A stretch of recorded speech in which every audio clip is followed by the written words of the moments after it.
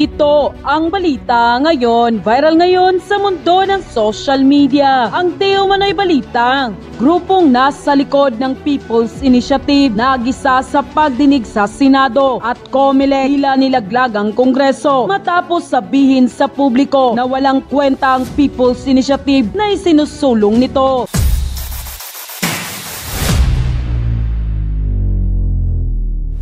At ito na nga mga kababayan, sa pangatlong pagdinig ng Senado hinggil sa sinusulong na People's Initiative for Charter Change, mabilis na uminit ang eksena dahil sa simula pa lamang ng pagdinig ng Committee on Electoral Reforms para sa People's Initiative, gisado na agad ng mga senador ang grupong pirma dahil sa pagsingil pa lamang ng Senado sa mga dokumentong ipinasusumiti sa kanila. Bigo itong maibigay ang pangalan ng mga nag-donate umano sa kanilang mabayaran ang kalahati ng TV ads para sa People's Initiative. At ayon naman sa leader ng grupo ng pirma na si Noel Oñate, tumanggi di umanong lumitaw ang mga nag-donate dahil umano sa kanilang privacy at kaligtasan ng mga pamilya nito. Ngunit muli namang iginiit ni Senator Amy Marcos at ilang senador na dapat lumitaw pa rin ang mga nag-donate kung ang kaligtasan lamang ang problema dahil handaan niya ang senadora at ang committee na magbigay ng proteksyon para sa kanila. At sa kalaunan ng pagdinig, sinabi ng grupo ng pirma na nagsumiti na sila ng mga dokumento, ngunit ang pangalan na nakalagay lamang dito ay ang pangalan ng kanilang leader na si Noel Oñate. Lumalabas umano na binabawi na talaga ng mga nag-donate ang kanilang mga pera at agad nitong winidraw ang pera at inako lahat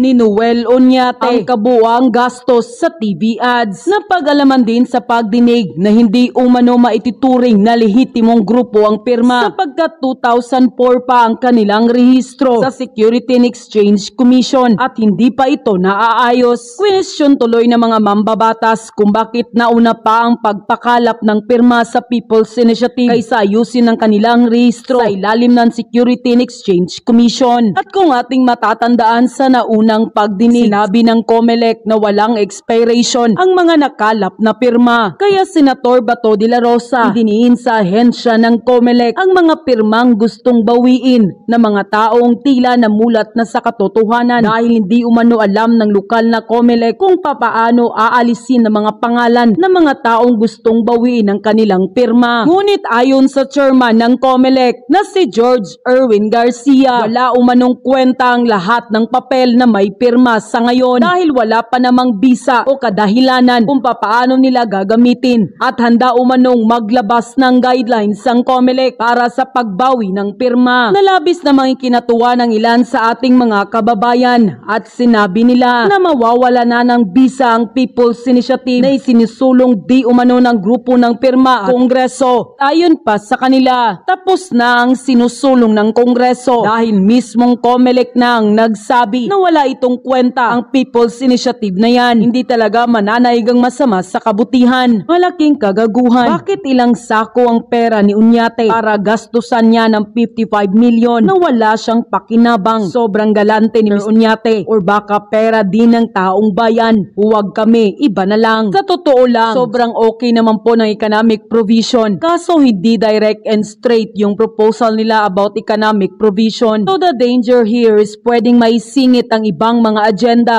like term limit or even changing the type of government we have. So economic provision is just a bait. Hey mga congressman, ayun, walang rehistro yung pinagawa nyong pirma. What can you say? Hindi ang SMNI ang tutukan nyo dahil may kumpletong papeles at existence nila. Katawa, security concerns. Kung sa bayan daw, bakit takot kayong isiwalat sino ang nagpondo? And go. Chair Garcia, narinig naman natin lahat ng legal luminaries po ulit-ulit sinasabi, inadequate yung batas, mas lalo pa yung COMELEC resolution. Madam Chair. Yes, Chairman Garcia lang po.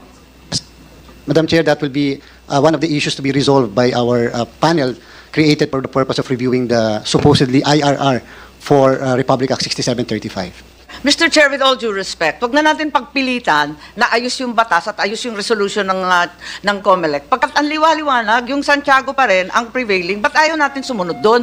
Ganun lang kasimple yon. In no way does Lambino amend or repeal ang nangyari doon sa Santiago. Bakit pinagpipilitan ng COMELEC na meron kayong karapatan at kapangyarihan magsariling sikap at gumawa ng batas? Hindi naman po pwede yon. You have the breadth and majesty of a constitutional commission's rule-making power, but you do not have legislative power. We fully agree, Madam Chair, and that's the reason why we suspended the implementation of 10650 because of the issue as to whether 10650 is really or was issued in 2020 in accordance with our rule-making power, in accordance with an enabling law, which So, apparently... as we speak today, Mr. Chairman, yung resolution 10650, susundan ba ninyo o wala na yan? Well, in the meantime, Your Honor, it's subject to the review of our panel because of the issues that was or issues that were raised in these proceedings, Madam Chair. And one of the issues really was whether or not there was an enabling law, and it's very clear during the previous hearings, Madam Chair. Kaya nga, Madam Chair. so dapat, wag na natin pangunahan yung totoong lawmaking body. Dapat ang Congress ang maglabas ng batas kung saan yung patakaran na nagsasaayos nung tamang proseso ng PI ay nakatakda. Wag naman pangunahan na kagad ng COMELEC dahil hindi nga sapat yung batas. Paulit-ulit na sinabi sa atin yon. Thank you, Madam Chair. I would like to ask the question to Chairman George Garcia. Chairman, during our last hearing in Davao City, galit na galit yung mga tao na nakapirma. Gustong-gusto lang bawiin yung pirma nila. And I told the regional director that you said during our previous hearing that hindi mo alam kung anong gagawin para pagbawi ng pirma dahil, as you said, there's no rules covering that withdrawal of signatures. Wala kayong COMELEC resolution, the most, wala talaga kayo enabling law na pagbabasihan sa lahat ng gagawin ninyo. So, sabi nung mga tao doon, yung barangay captain, sabi, sir, hindi naman pwedeng pabayaan yan. Sir, dahil that signature of ours, for us, is sacred. Sagrado yan sa amin, sir. Ngayon na na-realize namin, sir, na kami ay nailad. Alam mo ibig sabihin ng nailad? Naluko. Ay, gusto namin bawiin yun, sir. Hindi po pwede yun. Bubawiin talaga namin. Tinanong ko yung regional director. Regional director, kung gusto nilang bawiin, mabawi ba nila yung kanilang signature? Sabi ng si Regional Director Tambuang, sir, in the absence of any rules, policies, I don't know how to do that. Sabi niya,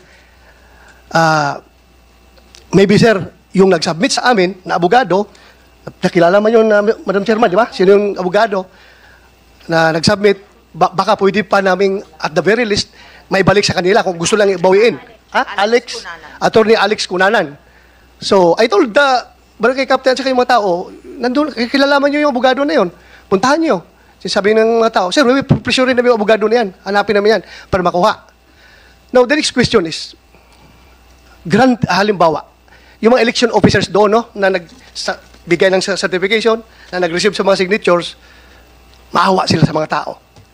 Kasi, kababayan nila eh. Alam na, ayaw nila yung kababayan lang na maisahan, ayaw nila yung kababayan lang na maluko. Sabi na election commissioners, masakit sa kaluban namin, sir, na yung kababayan namin naluko sa pirma. Kaya baka bibigay sila, ibigay nila balik yung signature. Kung kukunin nila, sagrado yan. Kanila yan. Ngayon, kung bibigay yung mga election commissioner, ibigay na, hindi naman kailangan ito. Balik namin yung pirma sa inyo. Wala, hindi naman kami kikita dito. Kaya yun yan. Okay, pag ibalik nila, are they, those election officers, liable criminally or at the very least administratively as far as your office is concerned? Kung gagawin nila yan? Madam Chair, Your Honors, in the absence of the rules, in the meantime, wala naman pong criminal liability. Baka lang po administrative kasi po accountability namin, parang isang nagpa-receive ng sulat. Remember po, Madam Chair, with all due respect, under 6713 po, pagka nga po nagpa-receive ng sulat sa isang ahensya ng pamahalaan, dapat po ay masagot in 15 days. Parang ganun din po. Ngayon po, para po masolve na lang yung problema, na katulad po at napakaganda po yung nabanggit ng ating kagalang-galang Senator Bato de la Rosa, the COMELEC will be issuing the directive to our local COMELEC on what to do with these documents or with these signatures, just in case our people who signed the signatures would like to withdraw the signatures from the signature sheets. In the meantime, parang stopgap measure po muna hanggat wala talaga yung review namin. Para lang po sa puso at isip ng mga kababayan natin, at least po, kung sa palagay po nila sila ay naloko, nalinlang, pwede po nila ma-withdraw yung kanilang signature doon po sa nasa amin. Thank you for that. Thank you for that. Because ang tingin kasi ng taong bayan, yung mga tao na naloko sa pirma, sabi nila, ang dali-dali magpakuha ng pirma sa amin with that promise. Tapos ngayon, ang hirap palang i-withdraw. Nung na-realize namin na naloko kami, gusto namin i-withdraw, ang hirap pala. So, para bang sabi ng ordinaryong tao na sinabihan lang na bibigyan kayo ng AX, ito yung coupon. Nakita mo yung hearing namin? Bin-issue sila ng mga coupon na para pang-claim nila in the near future, pag-release na yung, ano kaya yung release yun? AKAP ba yun? O AKAP, AX, o whatever. Ako, bago lang yung AKAP sa akin, very foreign to me, ha? Para bang tingin ko is designed for PI yung AKAP na yan, eh. Hindi ko lang talaga alam, pero bago sa akin pandinig yan. Ngayon, sabihin kasi na ordinaryong tao, ano ba itong gobyerno na ito? Porque ordinaryong tao lang kami, pahirapan kami, karapatan na nga namin yan ang nababayulit. Gusto nga na karapatan namin yung bawiin yung aming pirma.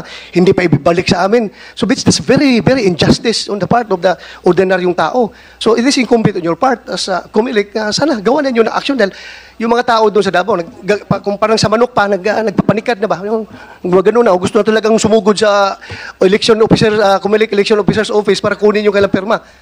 So please, bilisan nyo yan para mabigyan nyo ng guidelines yung mga tao nyo doon sa baba. Dahil yung mga tao naman nyo sa baba, they are willing to do that kung may clearance sa'yo. Yes, please, Madam Chair. Wala naman sigurong nagkukontrol sa'yo, no? Wala naman sigurong pipigil sa'yo na gawin yan. Yes, Madam Chair, Your Honors, gagawin po namin. And again, sa mga nanonood po sa kasalukuyan, gusto lang po namin i-guarantee. Lahat po ng mga signature sheets na yan, kasama yung mga signatures, at this point ay walang kwenta. Mere scrap of papers. Kasi wala pa naman pong visa o kadahilanan kung bakit at paano nila gagamitin yung sa'yo walang kwenta. Pero sa nag-initiate na malaki na ang ginastos, malaki na ang kapital ang nasunog, ay sabi mo nga, there's no deadline, expiry. There's no expiration date. So pag nakalimutan na yung issue about PI, pwede ka namang gabangin ng mga nag-initiate yan, tuloy natin yan dahil kumpleto na. We have already, sobra-sobra nga ang na-claim nakuha nila eh. Yung ibang distrito, hindi lang 3%. Yung iba, 20% ang nakuha nila. So, talagang malaki na investment nila dyan. Pwede nilang i-revive yung effort na yan pag tatahimik na naman ito issue na ito. Kaya, dapat may balik sa kanilang perma na yan. Sagrado yan na, Commissioner.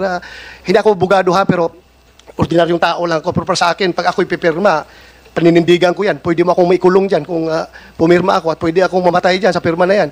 Diba? Sa atin, sa ordinaryong tao. Kaya yung tao na yun, tulungan rin natin na ma-preserve yung kailang dignity. They want to get back their dignity na hindi sila maloko sa ginaganon. O ito, merong card dito. Pirma kayo, bigyan kayo ng card. Later on, that card can be claimed for cash ayuda from the government. Yun ang sabi sa kanila. So, please, Commissioner, gawin niyo po. Thank you. Yes, Madam Chair, Your Honors. Thank you, Madam Chair. Salamat po. We will do that immediately. Also, I'd just like a quick clarification from Mr. Oñate. Mabilis lang po to. We were referred earlier for the organizational chart by Attorney Alex Avisado to a certain Attorney Red Tuason since he is the one in charge of operations and organization. Tama po ba yun? Yes, that's correct, Madam Chair. So, what position does he have in PIRMA? They know the list of regional coordinators and provincial coordinators of PIRMA. They are the ones that are in charge of the soldiers in the field. So you work closely with Mr. Red Tuason and perhaps hired him in the past? Is that correct? Yes, we talk every now and then. I'm very confused, Mr. Oñate. During the last hearing in January 30, when I read out his name, you said very clearly that you did not know Attorney Red Tuason.